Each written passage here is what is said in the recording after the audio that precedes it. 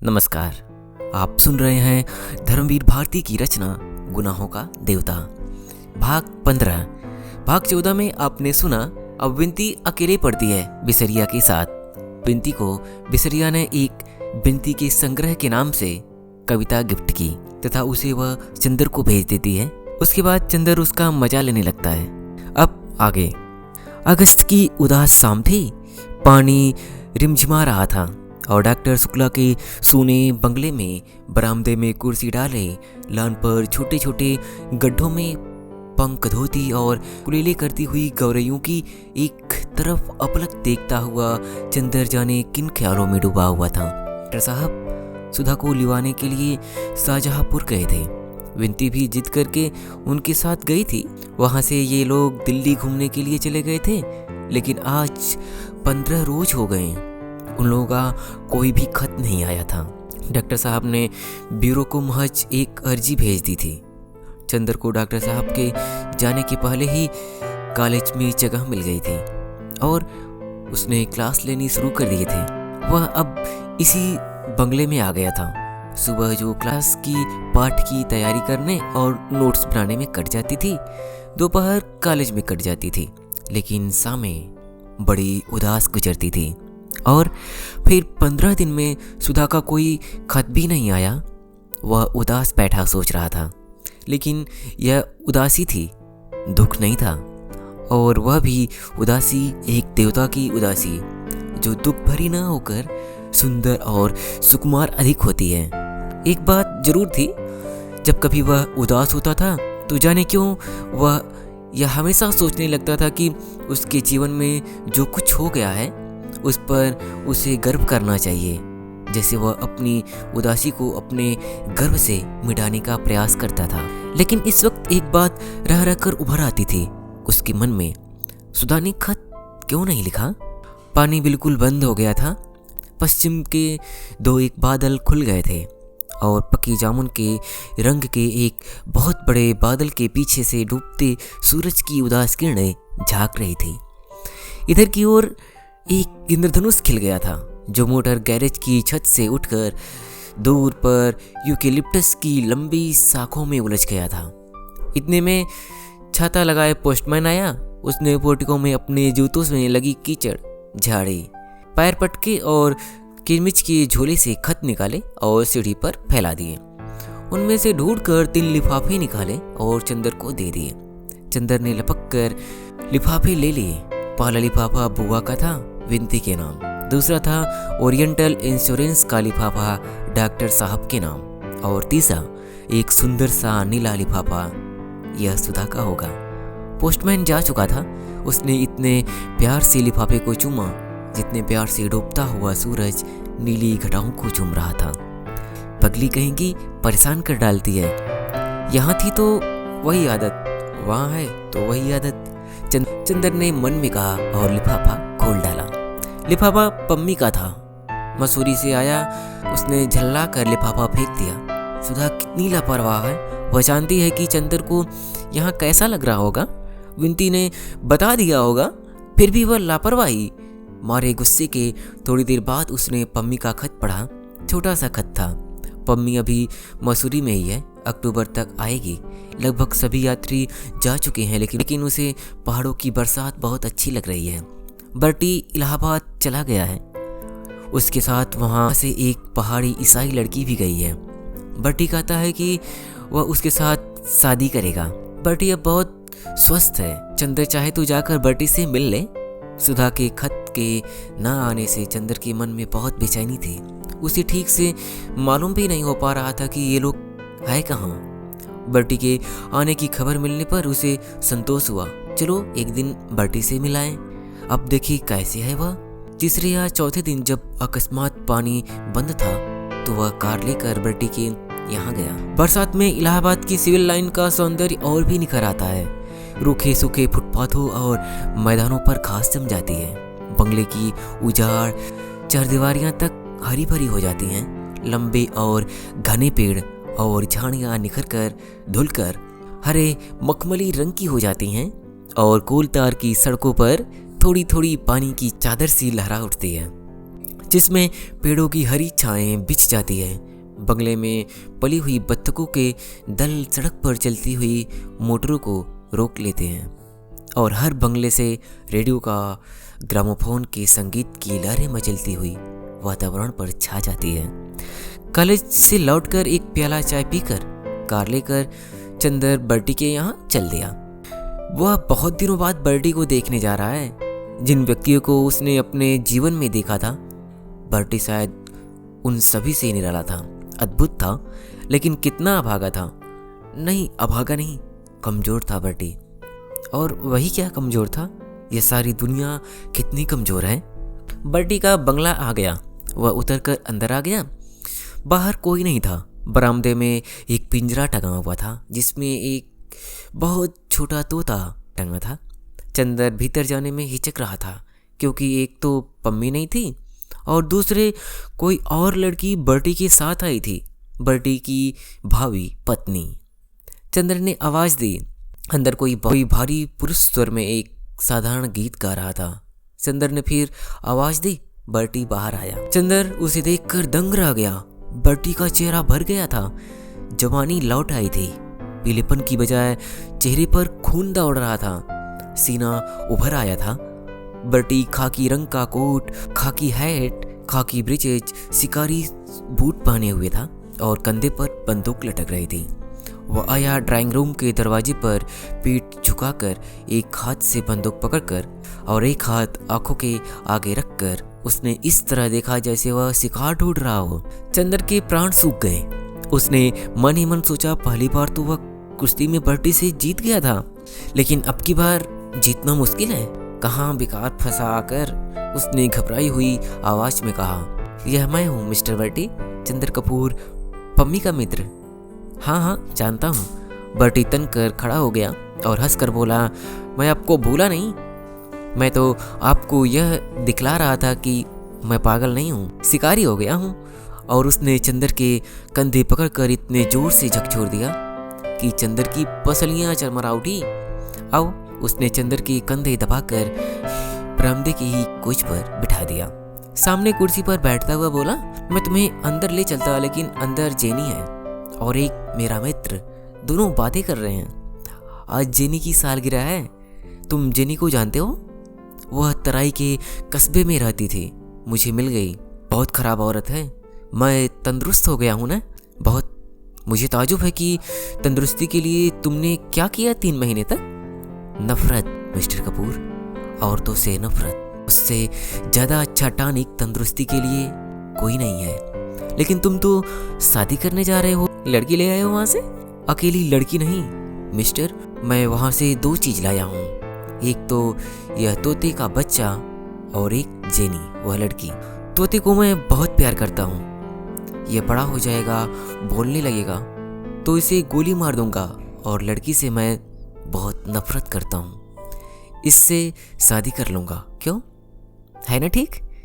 इसको शिकार का चाव कहते हैं। और अब मैं शिकारी हूँ ना।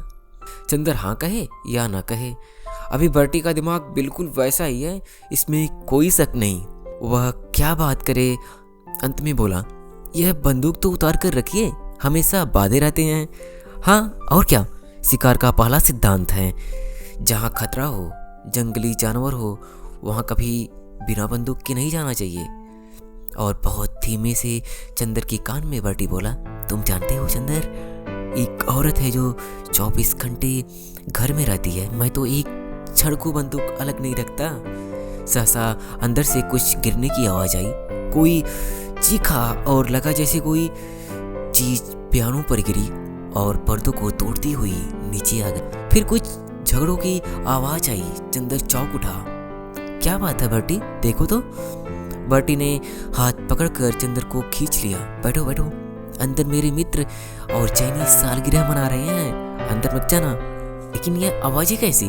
चंदर ने चिंता से पूछा। शायद वे लोग प्रेम कर रहे होंगे, बर्टी बोला और निश्चिंतता से बैठ गया। और क्षण भर बाद उसने अजब सा दृश्य देखा। एक बर्टी का ही हम उम्र आदमी हाथ से माथे का खून पोंछता हुआ आया। वह नशे में चूर था और बहुत भद्दी गालियां देता हुआ चला जा रहा था। वह गिरता पड़ता आया और उसने बर्टी को देखते ही घूसा ताना। तुमने मुझे धोखा दिया, मुझसे 50 रुपये उपहार ले लिया और अभी तुम्हें बताता हूँ। चंदर अस्तब्ध था। क्या करे क्या ना करे, क्या करे क्या ना करे। इतने में अंदर से जैनी निकली, लंबी तगड़ी, कम से कम 30 वर्ष की औरत। उसने आते ही पीछे से उस आदमी की कमीज पकड़ी और उसे सीढ़ी से नीचे कीचड़ में ढकेल दिया और सैकड़ों गाली देते हुए बोली, जा सीधे वरना हड्डी नहीं बचेगी यहाँ। वह फिर उठा तो खुद भी नीचे कूद पड़ी और घसीटती हुई दरवाजे की बाहर ढकेल आई। बर्टी सांस रोके अपराधी सा खड़ा था। वह लौटी और बर्टी का कॉलर पकड़ लिया। मैं निर्दोष हूँ, मैं कुछ नहीं जानता। सहसा जैनी ने चंदर की ओर देखा। यह भी तुम्हारा दोस्त है? अभी बताती हूँ। और जो ही वह चंदर की ओर बढ़ी तो चंदर ने मन ही मन पम्मी का स्मरण किया। कहाँ फंसाया उस कमबख्त ने खत लिखकर। जो हूँ जैनी ने चंदर का कॉलर पकड़ा कि बर्टी ने बड़े कातर स्वर में बोला, उसे छोड़ दो, वह मेरा नहीं पम्मी का मित्र है। जैनी रुक गई। तुम पम्मी के मित्र हो? अच्छा बैठ जाओ बैठ जाओ। तुम शरीफ आदमी मालूम पड़ते हो, मगर आगे से तुम्हारा कोई मित्र आया तो मैं उसकी हत्या कर डालूंगी, समझे कि नहीं? बर्टी ने सिर हिलाया। हाँ समझ गए। जेनी अंदर चल दी, फिर सहसा बाहर आई और बर्टी को पकड़कर घसीटती हुई बोली, पानी बरस रहा है, इतनी सर्दी बढ़ रही है और तुम स्वेटर तक नहीं पहना। चलो पहनो, मरने की ठानी है। मैं साफ बता देती हूँ, चाहे दुनिया इधर उधर हो जाए, मैं बिना शादी किए मरने नहीं दूंगी तुम्हें। और वह बकरे की तरह बर्टी का कान पकड़कर अंदर घसीट ले गई। चंदर ने मन में कहा, यह कुछ इस रहस्यमय बंगले का असर है। हर एक का दिमाग ही खराब मालूम देता है। 2 मिनट बाद जब बर्टी लौटा तो उसके गले में गुलबंद बनी ऊनी स्वेटर, ऊनी मोजे थी। वह हांफता हुआ आकर बैठ गया। मिस्टर कपूर, तुम्हें मानना होगा कि यह लड़की, यह डाइन जेनी बहुत क्रूर है। मानता हूँ बर्टी, सुलह आने मानता हूँ। चंदर ने मुस्कुराहट रोक कर कहा, लेकिन यह झगड़ा क्या है? झगड़ा क्या होता? औरतों को समझना बहुत मुश्किल है। इस औरत के फंदे में फंसे कैसे तुम? चंदर ने पूछा। होठ पर हाथ रखकर धीरे बोलने का इशारा करते हुए बर्टी ने कहा, धीरे बोलो। बात ऐसी हुई कि जब मैं तराई में शिकार खेल रहा था तो एक बार अकेली छूट गया। यह एक पेंशनर फॉरेस्ट गार्ड की अनब्याही लड़की थी।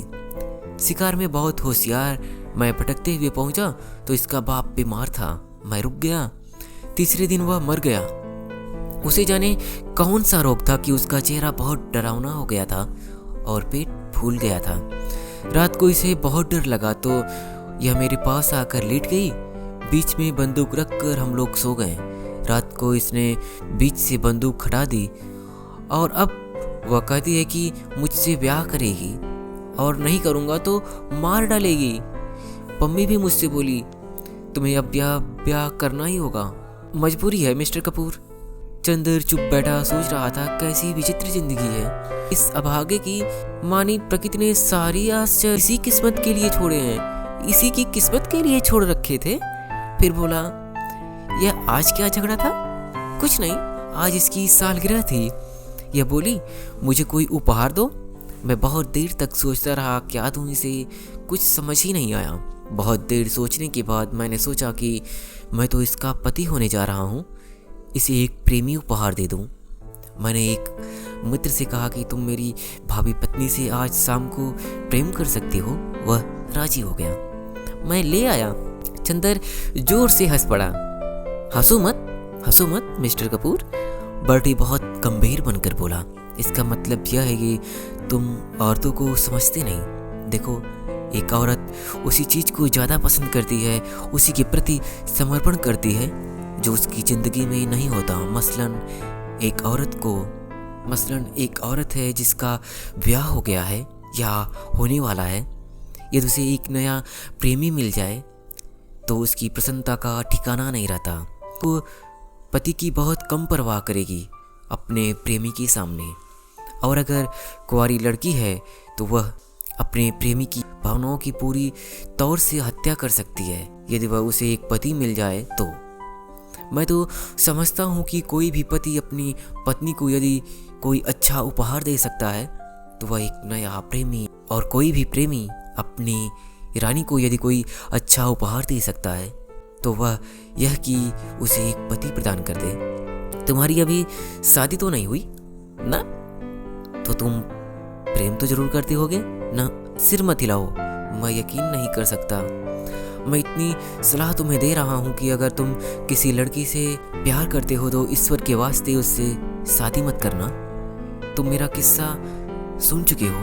अगर दिल से प्यार करना चाहते हो और चाहते हो कि वह लड़की जीवन भर तुम्हारी कृतज्ञ रहे तो तुम उसकी शादी करा देना। यह लड़की के सेक्स जीवन का अंतिम सत्य है। हाँ, बर्टी हंस पड़ा। चंदर को लगा जैसे आग की लपट उसे तपा रही है। उसने भी तो यही किया है सुधा के साथ, जिसे बर्टी कितने विचित्र स्वरों में कह रहा है। उसे लगा जैसे इस प्रेत लोक में सारा जीवन विकृत दिखाई देता है।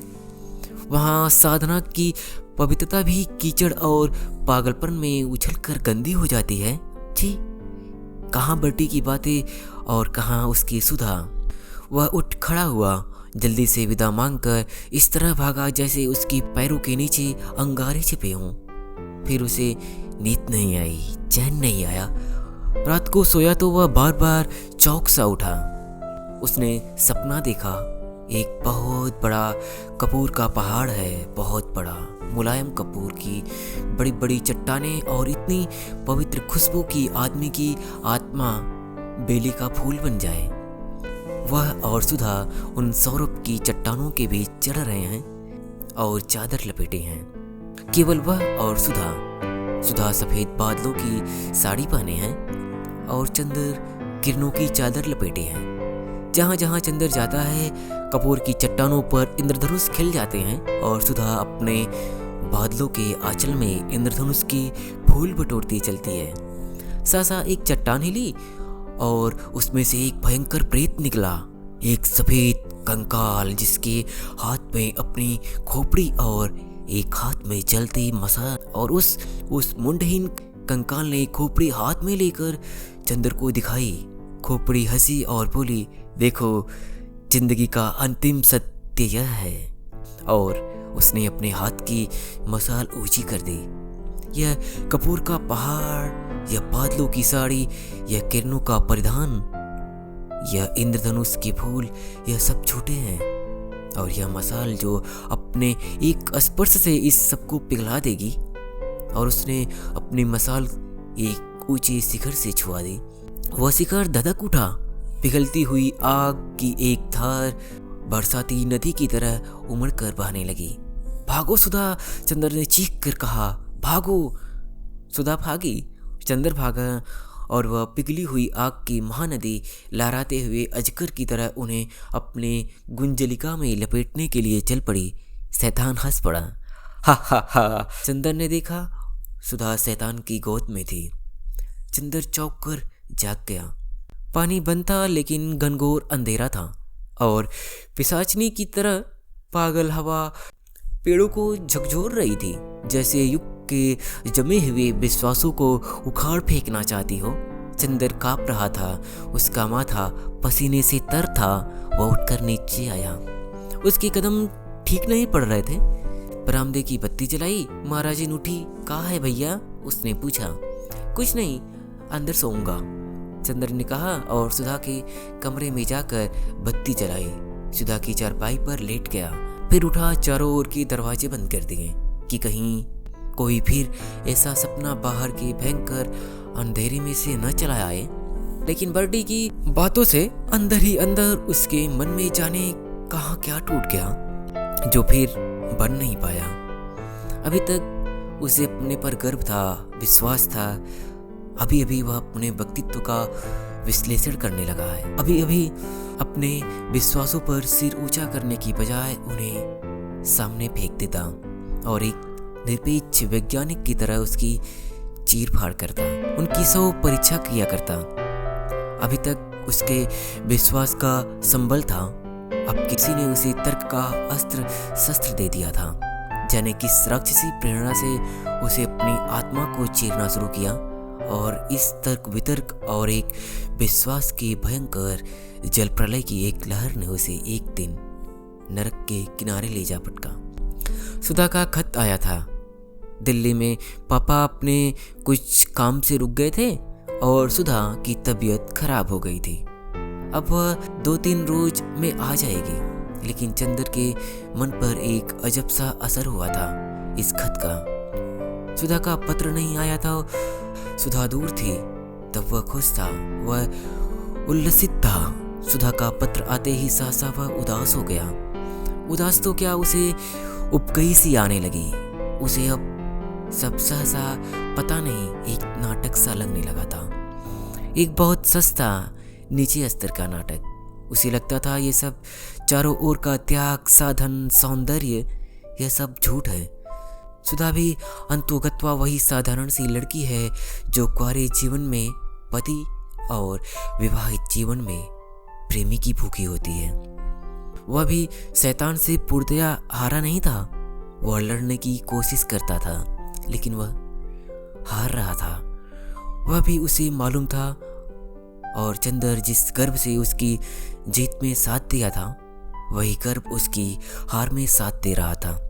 उसने मन में सोच लिया कि वह सुधा से, सभी लड़कियों से, इस सारे नाटक से नफरत करता है। सुधा का विवाह होना ही था, सुधा को विवाह करना ही था। सुधा के आंसू झूठे थे। अगर चंदर सुधा को न भी समझाता तो भी घूम फिर कर सुधा विवाह करती ही। फिर विश्वास काहे का, त्याग काहे का? विश्वास टूट चुका था। गर्व जिंदा था, गर्व घमंड में बदल गया था, घमंड नफरत में, और नफरत चूर चूर कर देने वाली उदासी में। सुधा जब आई तो उसने चंदर को बिल्कुल बदला हुआ पाया। एक बात और हुई जिसने और भी आग सुलगा दी। यह लोग दोपहर को 1 बजे के लगभग आए, जबकि चंदर कॉलेज गया था। पापा तो आते ही नहा धोकर सोने चले गए। सुधा और बिंती ने आते ही अपने कमरे की सफाई शुरू की। कमरे की सारी किताबें झाड़ी, कपड़े ठीक किए, मेज साफ की और उसके बाद कमरा धोने में लग गई। बिंती बाल्टी में पानी भर भर कर लाने लगी और सुधा झाड़ू से फर्श धोने लगी। हाथों में चूड़े अब भी बंधे थे, पाँव में बिछिया और मांग में सिंदूर। चेहरा बहुत पीला पड़ गया था। सुधा का चेहरे की हड्डियां निकल आई थी और आंखों की रोशनी भी मैली पड़ गई थी। वो जाने क्यों कमजोर भी हो गई थी। झाड़ू लगाते लगाते सुधा बिंती से बोली, आज मालूम पड़ता है कि मैं आदमी हूँ, कल तक तो हैवान थी। पापा को भी जाने क्या सूझा कि इन्हें भी साथ दिल्ली ले गए। मैं तो शर्म के मरी जाती थी। थोड़ी देर बाद चंदर आया। बाहर ही उसे मालूम हो गया था कि सब लोग आ गए हैं। उसे जाने क्यों ऐसा लग रहा था कि उल्टी लौट जाए। वह अगर इस घर में गया तो उससे क्या अनर्थ हो जाएगा, लेकिन वह बढ़ता ही गया। स्टडी रूम की ओर चला। सुधा ने जो ही आहट पाई वह फौरन झाड़ू फेंक कर भागे। सिर खुला, धोती कमर में घुसी हुई, हाथ कंधे, बाल बिखरे और बेतहासा दौड़कर चंदर से लिपट गई और बच्चों की भोली हंसी हंसकर बोली, चंदर चंदर हम आ गए हैं, अब बताओ। और चंदर को इस तरह कस लिया कि अब कभी छोड़ेगी नहीं। छी, दूर हटो सुधा, यह क्या नाटक करती हो? आज तुम बच्ची नहीं हो। और सुधा को बड़ी रुखाई से परे हटाकर अपने कोट पर से सुधा के हाथ से लगी हुई मिट्टी झाड़ते हुए चंदर चुपचाप अपने कमरे में चला गया। सुधा पर जैसे बिजली गिर पड़ी हो। वह पत्थर की तरह खड़ी रही, फिर जैसे लड़खड़ाती हुई अपने कमरे में गई और चारपाई पर लेटकर फूट फूट कर रोने लगी। चंदर सुधा से नहीं बोला। डॉक्टर साहब के जागते ही उसने बातें करने लगा। शाम को वह साइकिल लेकर घूमने निकल गया। लौटकर ऊपर छत पर चला गया और विंती को पुकार कर कहा, अगर तकलीफ न हो तो जरा ऊपर खाना दे जाओ। विंती ने थाली लगाई और सुधा से कहा, लो दीदी दे आओ। सुधा ने सिर हिलाकर कहा, तू ही दे आ, मैं अभी कौन रह गई उनकी। विंती के बहुत समझाने पर सुधा ऊपर खाना ले गई। चंदर लेटा था गुमसुम। सुधा ने स्टूल खींच कर रखा, खाना रखा। चंदर कुछ नहीं बोला। उसने पानी रखा। चंदर कुछ नहीं बोला। खाओ ना, सुधा ने कहा और एक कवर बनाकर चंदर को देने लगी। तुम जाओ, चंदर ने बड़े रूखे स्वर में कहा। मैं खा लूँगा। सुधा ने कवर थाली में रख दिया और चंदर के पैताने बैठकर बोली, चंदर तुम क्यों नाराज हो? बताओ, हमसे क्या पाप हो गया है? पिछले 1.5 महीने हमने एक एक क्षण गिन गिन कर काटे हैं कि अब तुम्हारे पास आए। हमें क्या मालूम था कि तुम ऐसे हो गए हो? मुझे जो चाहे सजा दो, लेकिन ऐसा ना करो। तुम तो कुछ भी नहीं समझते। और सुधा ने चंदर के पैरों पर सिर रख दिया। चंदर ने पैर झटक दिए। सुधा, इन सब बातों से कोई फायदा नहीं। अब इस तरह से बातें करना और सुनना मैं भूल गया हूँ। कभी इस तरह की बातें करते अच्छा लगता था। अब तो किसी सुहागिन के मुंह से यह शोभा नहीं देता। सुधा तिलमिला उठी। तो यह बात है तुम्हारे मन में? मैं पहले से समझती थी, लेकिन तुम्ही ने तो कहा था। चंदर, अब तुम ही ऐसा कह रहे हो? शर्म नहीं आती तुम्हें? और सुधा ने हाथ से ब्याह वाले चूड़े उतारकर छत पर फेंक दिए। बिछिया उतारने लगी और अकलों की तरह फटी आवाज में बोली, जो तुमने कहा मैंने किया, अब जो कहोगे वह करूंगी। यही चाहते हो ना? और अंत में उसने अपनी बिछिया उतारकर छत पर फेंक दी। चंदर कांप गया। उसने इस दृश्य की कल्पना भी नहीं की थी। विनती, विनती, उसने घबरा कर पुकारा और सुधा से बोला, अरे यह क्या कर रही हो? कोई देखेगा तो क्या कहेगा, क्या सोचेगा? भरो जल्दी से, मुझे किसी की परवाह नहीं। तुम्हारा तो जी ठंडा पड़ जाए। चंदर उठा। उसने जबरदस्ती सुधा के हाथ पकड़ लिए। विनती आ गई थी। लो, इन्हें चूड़े दो, पहना दो। विनती ने चुपचाप चूड़े और बिछिया पहना दी। सुधा चुपचाप उठी और नीचे चली गई। चंदर अपनी खाट पर सिर झुकाए लज्जित सा बैठा था। लीजिए, खाना खा लीजिए, विनती बोली। मैं नहीं खाऊंगा, चंदर ने रोधे गले से कहा। खाइए, वरना अच्छी बात नहीं होगी। आप दोनों मिलकर मुझे मार डालिए, बस किस्सा खत्म हो जाए। न आप सीधे मुंह बोलते, न दीदी। पता नहीं आप लोगों को क्या हो गया है। चंदर कुछ नहीं बोला। खाइए, आपको हमारी कसम है, वरना दीदी खाना नहीं खाएंगे। आपको मालूम नहीं, दीदी की तबीयत इधर बहुत खराब है। उन्हें सुबह शाम बुखार रहता है। दिल्ली में तबीयत बहुत खराब हो गई थी। आप ऐसे कर रहे हैं, बताइए उनका क्या हाल होगा? आप समझते होंगे कि वह बहुत सुखी होंगी, लेकिन आपको क्या मालूम, पहले आप दीदी के एक आंसू पर पागल हो उठते थे। अब आपको क्या हो गया है? चंदर ने सिर उठाया और गहरी सांस लेकर बोला, जाने क्या हो गया है विनती। मैं कभी नहीं सोचता था कि सुधा को इतना दुख दे सकूंगा। इतना भागा हूं कि मैं खुद भी इधर घुलता रहा और सुधा को इतना दुखी कर दिया। और सचमुच चंदर की आंखों से आंसू भर आए। विनती चंदर के पीछे खड़ी थी। चंदर का सिर अपनी छाती से लगाकर आंसू पोंछती हुई बोली, छी, अब और दुखी होइएगा तो दीदी और भी रोएंगी। लीजिए, खाइए। जाओ, दीदी को बुला लो और उन्हें भी खिला दो, चंदर ने कहा। विनती गई, फिर लौट कर बोली, बहुत रो रही हैं। अब आज उनका नशा उतर जाने दीजिए, तब कल बात कीजिएगा। फिर सुधा ने न खाया तो नहीं, आप खा लीजिए तो वो खा लेंगी। आप उनको खिलाए बिना मैं नहीं खाऊंगी, विनती बोली और अपने हाथ से कौर बनाकर चंदर को देने लगी। चंदर ने खाना शुरू कर दिया और धीरे धीरे गहरी सांस लेकर बोला, विनती तुम हमारी और सुधा की उस जन्म में कौन हो? सुबह के वक्त चंदर जब नाश्ता करने बैठा तो डॉक्टर साहब के साथ ही बैठा। सुधा आई और प्याला रखकर चली गई। वह बहुत उदास थी। चंदर का मन भर आया।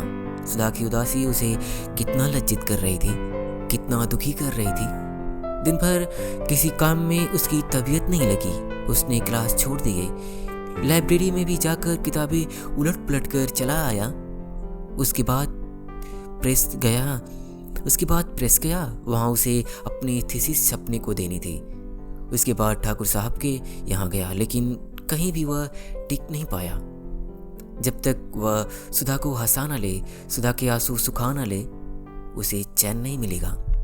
शाम को वह लौटा तो खाना तैयार था। विंती से उसने पूछा, कहाँ है सुधा? अपनी छत पर, विंती ने कहा। चंदर ऊपर गया। पानी परसों से बंद था और बादल भी खुले हुए थे, लेकिन तेज पुरवैया चल रही थी। तीज का चाँद शर्मीली दुल्हन सा बादलों में मुंह छिपा रहा था। हवा के तेज झकोरों पर बादल उड़ रहे थे और कचनार बादलों में तीव्र का धनुषाकार चांद आग मिचौली खेल रहा था। सुधा ने अपनी खाट बरसाती की बाहर खींच ली थी। छत पर धुंधला अंधेरा था और रह रहकर सुधा पर चांदनी की फूल बरस जाते थे। सुधा चुपचाप लेटी हुई बादलों को देखती हुई जाने क्या सोच रही थी। चंदर गया। चंदर को देखते ही सुधा उठ खड़ी हुई और उसने बिजली जला दी और चुपचाप बैठ गई। चंदर बैठ गया। वह कुछ भी नहीं बोली। बगल में बिछी हुई विंती की खाट पर सुधा बैठ गई। चंदर को समझ नहीं आता था कि वह क्या कहे। सुधा को इतना दुख दिया उसने। सुधा उससे कल शाम से बोली तक नहीं। सुधा, तुम नाराज हो गई? मुझे जाने क्या हो गया था, लेकिन माफ नहीं करोगी? चंदर ने बहुत कांपती हुई आवाज में कहा। सुधा कुछ नहीं बोली, चुपचाप बादलों की ओर देखती रही। सुधा? चंदर ने सुधा के दो कबूतर जैसे उछले मासूम पैरों को लेकर अपनी गोद में रख लिया और भरे हुए गले से बोला, सुधा, मुझे जाने क्या हो जाता है। कभी कभी लगता है वह पहले वाली ताकत टूट गई। मैं बिखर रहा हूँ। तुम आई और तुम्हारे सामने मन का जाने कौन सा तूफान फूट पड़ा। तुमने उसका इतना बुरा मान लिया। बताओ, अगर तुम ही ऐसा करोगे तो मुझे संभालने वाला फिर कौन है? सुधा। और चंदर की आंखों से एक बूंद आंसू सुधा की पाँवों में चू पड़ा। सुधा ने चौंक कर अपने पाँव खींच लिए और उठकर चंदर की खाट पर बैठ गई और चंदर के कंधे पर सिर रखकर फूट फूट कर रो पड़ी। बहुत रोई। उसके बाद उठी और सामने बैठ गई। चंदर, तुमने गलत किया। मैं सचमुच कितनी अपराधनी हूँ। मैंने तुम्हारी जिंदगी चौपट कर दी, लेकिन मैं क्या करूँ? किसी ने तो मुझे कोई रास्ता नहीं बताया था। अब हो ही क्या सकता है चंदर? तुम भी बर्दाश्त करो और हम भी करें। चंदर नहीं बोला। उसने सुधा के हाथ अपने होठों से लगा लिए। लेकिन मैं तुम्हें इस तरह बिखरने नहीं दूंगी। तुमने अब अगर इस तरह किया तो अच्छी बात नहीं होगी। फिर हम तो बराबर हर पल तुम्हारे ही बारे में सोचते रहें और तुम्हारी ही बातें सोच कर अपने को धीरज देते रहें। और तुम इस तरह करोगे तो नहीं सुधा, मैं अपने को टूटने नहीं दूंगा। तुम्हारा प्यार मेरे साथ है। लेकिन इधर मुझे जाने क्या हो गया था। हाँ, समझ लो चंदर, तुम्हें हमारे सुहाग की लाज है। हम कितने दुखी हैं, तुम समझ नहीं सकते। एक तुम्ही को देखकर हम थोड़ा सा दुख दर्द भूल जाते हैं। सो तुम भी इस तरह करने लगे। हम लोग कितने भागे हैं। और वह फिर चुपचाप लेटकर ऊपर देखती हुई जाने क्या सोचने लगी। चंदर ने एक बार धुंधली रेशमी चांदनी में मुरझाए हुई सोन जूही के फूल जैसे मुंह की ओर देखा और सुधा के नरम गुलाबी होठों पर उंगलियां रख दी। थोड़ी देर वह आंसू में भीगे हुए गुलाब की दुख भरी पंखुड़ियों से उंगलियां उलझाए रखा और फिर बोला, क्या सोच रही थी? चंदर ने बहुत दुलार से सुधा के माथे पर हाथ फेर कर कहा। सुधा एक फीकी हंसी हंसकर बोली, जैसे आज लेटी हुई बादलों को देख रहे हो और पास बैठे हो, उसी तरह एक दिन कॉलेज में दोपहर को मैं और केशव लेटे हुए बादलों को देख रहे थे। उस दिन उसने शेर सुनाया था, कैफ बरदोस बादलों को ना देख, बेखबर तो कुचल न जाए। उसका कहना कितना सच निकला। भाग्य ने कहाँ ले जा पटका मुझे। क्यों, वहाँ तुम्हें कोई तकलीफ तो नहीं? चंदर ने पूछा। हाँ, समझते तो सब यही हैं, लेकिन जो तकलीफ है वह मैं जानती हूँ या विंती जानती है। सुधा ने गहरी सांस लेकर कहा, वहाँ आदमी भी बने रहने का अधिकार नहीं। क्यों? चंदर ने पूछा। क्या बताएं तुम्हें चंदर, कभी कभी मन में आता है कि डूब मरूं, ऐसा भी जीवन होगा मेरा। यह कभी नहीं सोचती थी, सुधा ने कहा। क्या बात है बताओ ना, चंदर ने पूछा। बता दूंगी देवता, तुमसे भला क्या छिपाऊंगी, लेकिन आज नहीं, फिर कभी, सुधा ने कहा। तुम परेशान मत हो, कहाँ तुम कहाँ दुनिया, काश की कभी तुम्हारी गोद से अलग ना होती मैं। और सुधा ने अपना मुंह चंदर की गोद में छिपा लिया। चांदनी की पंखुड़ियां बरस पड़ी। आज यहीं तक, शेष नेक्स्ट पार्ट में। अगर आपको हमारी आवाज़, हमारी स्टोरी टेलिंग, हमारी वीडियो पसंद हो तो एक लाइक ज़रूर करिएगा।